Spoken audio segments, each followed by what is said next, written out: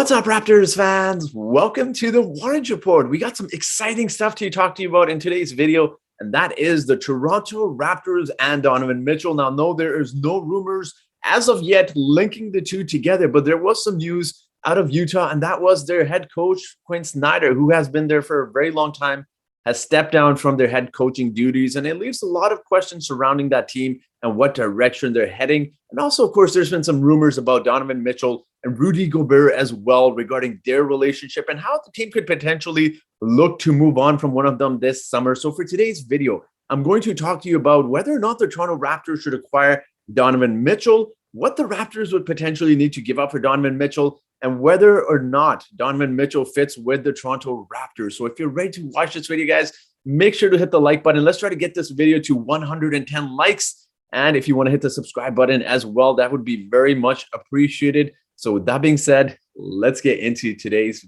video. Now, as you guys know, I do like to give out shout outs on my channel. And for today's video, the shout out goes out to Chad B. So Chad, thank you so much for supporting this channel, to your likes and comments. It is very much appreciated. Now, following the news of Quinn Snyder stepping down from the Utah Jazz, Donovan Mitchell, there was some talk about him as well following this news. And that was that he was unsettled hearing this news. And I don't blame him. When you talk about head coaches that have been there for one team, been together with one team, you obviously think of guys like Eric Spoelstra, and obviously, you know, recently, as we saw with Portland as well. And it leaves a lot of questions surrounding, I wouldn't call Donovan Mitchell a star player, but where that team's direction is heading. And of course, the Raptors could snoop up Donovan Mitchell because they have a lot of assets on this team. Now, let's talk about Donovan Mitchell and the Raptors and whether or not they should pursue him. Now, let's talk about whether or not the Raptors should pursue someone like Donovan Mitchell. Now, Masai Ujiri has assembled a roster of 6'8", 6'9" guys, and on paper, it looks great, but obviously this roster definitely has some holes.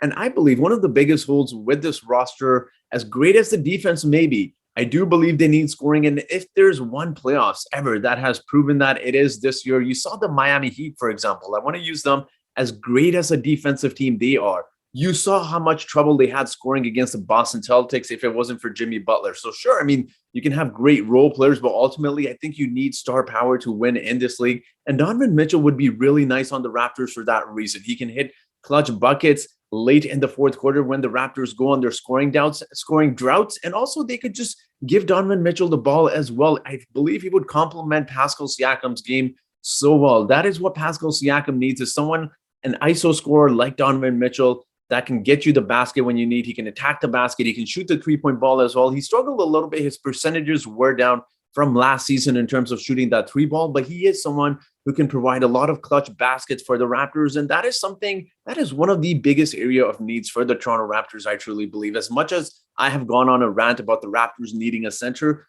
a scorer like Donovan Mitchell would solve so many problems on this Toronto Raptors. And I truly believe that it would move the Raptors from being a mid-tier playoff team, that 4 or 5 spot, to really elevating them to perhaps championship aspirations. Now, maybe I'm getting too excited about the potential of acquiring Donovan Mitchell on the Toronto Raptors and what that would look like, but it would be such a nice mix because although Donovan Mitchell may not be the greatest defensively, the Raptors definitely have other players that can cover for his weak defenses. Now, of course, the one question I would have regarding if the Raptors did acquire Donovan Mitchell would be, assuming we keep Fred VanVleet, it would be how would a backcourt of two players that are listed at 6 feet 6'1" really fare? So those are the only questions I would have really regarding the Toronto Raptors and their defense, but their offense would look so much better. And I just feel like everyone would benefit from having an ISO scorer like Donovan Mitchell. Obviously, the Raptors need that. And I believe it's one of the hardest assets to acquire in today's NBA. Sure, you can get centers. Sure, you can get different parts in terms of having a 6-man off the bench, but having an ISO scorer like Donovan Mitchell would benefit the Raptors so much. All right, guys. So with that being said, let's talk about what the Raptors could potentially give up for a Donovan Mitchell. Now, when we talk about trade talks, I'm not going to throw trades out there, but I do want to suggest some names we could hear from the Toronto Raptors side and what the Utah Jazz would want in a return if they did move on from Donovan Mitchell. Now, obviously, when you take a look at the Raptors roster, they have some nice young pieces. I mean, one name that really comes out to me, and I've always said this, is Gary Trent Jr.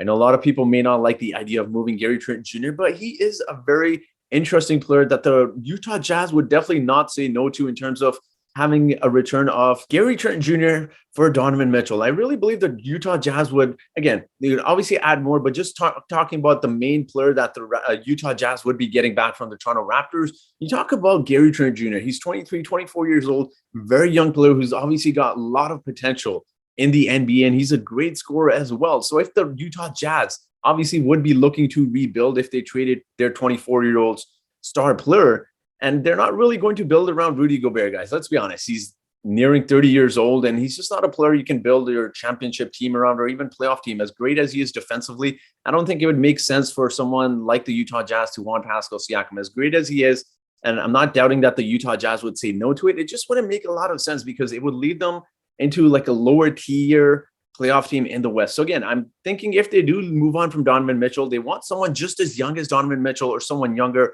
They're looking for assets, pick, and young players as well. So obviously Gary Trent Jr. could be one player. You would obviously have to add a little bit more to that as well. Add someone like a Khem Birch for salary purposes. Donovan Mitchell, when you take a look at how much he's making about $28 million. He made $28 million this season, but he's going to obviously have to match salary. So Gary Trent Jr., Khem Birch, and you always have a trade exception from that Kyle Lowry trade as well, which is about $4 million. So that kind of adds on to the, in terms of matching salaries. And obviously I do believe the Raptors would have to throw in at least a couple of first round picks and maybe someone like a Delano Banton as well. So I think that's a fair trade for the Raptors. You keep your core of Pascal Siakam, OG Anunoby, Fred VanVleet, obviously Scotty Barnes as well. And you get someone like a Donovan Mitchell who would be so great for the Raptors. So I do think that would be a great fit for the Raptors. I think obviously he's got some issues he needs to work on defensively, but I don't think that's an issue that Nick Nurse cannot fix. We saw what he's done with Gary Trent Jr., and I believe he can do that with Donovan Mitchell as well. But I do want to hear from you guys. What do you guys think of these rumors? What do you think of the Raptors potentially trying to trade for someone like a Donovan Mitchell? Do you like the idea?